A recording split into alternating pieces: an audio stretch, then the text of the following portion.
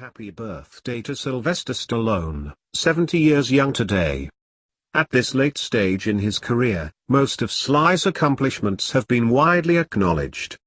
Oscar nominations for acting and screenwriting for his star-making turn in Rocky, playing characters with names like Lincoln Hawk, Gabe Walker, and John Spartan in dumb action movies you can still see if you turn on FX at 2 a.m. on a Wednesday.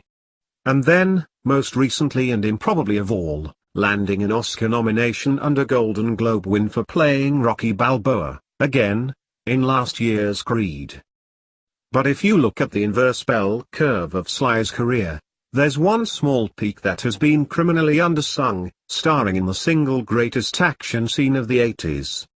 It comes at the very beginning of the camp classic Tango and Cash, which, arriving in theaters on December 22, 1989, served as the ideal capper to a decade of Hollywood's ever-escalating arms race to see which studio could make the dumbest action movie.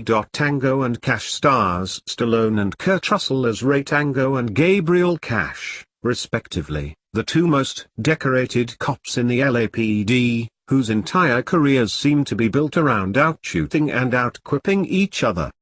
But when Tango and Cash are both framed by a criminal mastermind, the rival cops are forced to work together to clear their names. Gunfights, explosions, Kurt Russell in a dress. You get the idea. Despite its obvious appeal, Tango and Cash was largely neglected in its era, perhaps too 80s, in all its idiocy, for a country that would enter 1999 days after its release. But buoyed by recent, affectionate notices from websites like The Dissolve, Flavor Wire, and Den of Geek, as well as a top episode of the popular bad movie podcast The Flop House, a small cult of devotees continues to flourish, and if you're not already a part of it, it's time to join. How perfectly, joyfully stupid is Tango and Cash? Spend the next 4 minutes of your life watching the movie's opening scene, hosted, accurately, on a YouTube channel titled Best Movie Scene Ever. You will not regret it. God. Where do you even begin? Roberts does villain, whose big face is so integral to his character that the screenwriter just named him Face. That perfectly choreographed slow-motion shot of two dudes crashing through a windshield. Sylvester Stallone saying Rambo is a pussy before he shoots a tanker truck, revealing that it's actually full of cocaine. I'm just going to embed it again, because I know you want to watch it again. This intro is the Tango and Cash equivalent of a James Bond opening scene, though the tanker belongs to the film's primary villain, and Face briefly reappears later in the movie. The scene itself has basically nothing to do with the movie to come. That means that the primary function of the scene is to set the tone for the movie, and in this case, that means tugging at viewers' sleeves like a 7-year-old hyped up on pixie sticks, screeching "Isn't this cool?" at a non-stop pitch for 4 straight minutes. I should note that the big stunt itself is basically copied from Police Story, a similarly pitched Jackie Chan movie that arrived a few years earlier. For what it's worth, IMDb's trivia section says Chan is a good friend of Stallone's, but I still can't figure out whether Tango and Cash was actually given the thumbs up to steal from Police Story so shamelessly. Having seen this at least a dozen times, I still don't really get what's going on with the special bullets Stallone puts in his gun before he starts shooting at the windshield. Hollow points, maybe?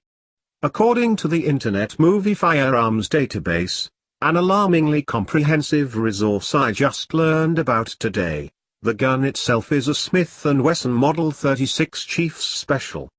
He appears to be able to hit the windshield, and make a tight group, from a long distance, despite the poor sights on the gun, says the site, throwing some perfectly low-key shade at a movie that has no room for concerns like real-world logic. But the action, wonderfully stupid as it is just a small part of what makes this scene so giddily watchable.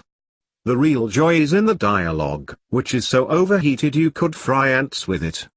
It's like screenwriter Randy Feldman was trying to win a bet over whether you could write an entire scene that was nothing but cheesy quips. And he fucking did it. Glad you could drop in.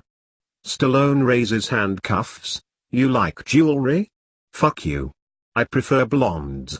Throw in the jazzy score by Harold Faltermeyer. Much better remembered today for Beverly Hills Cop's Axel F. And you have a scene that could only be more 80s if the truck had a suction cup Garfield attached to the windshield.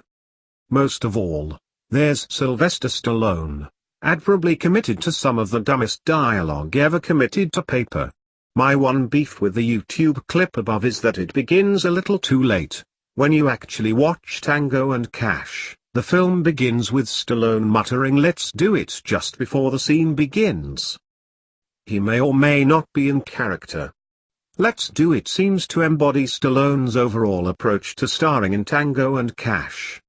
You can't make a movie this bad without committing to it, and Stallone is so utterly committed that he somehow makes it good.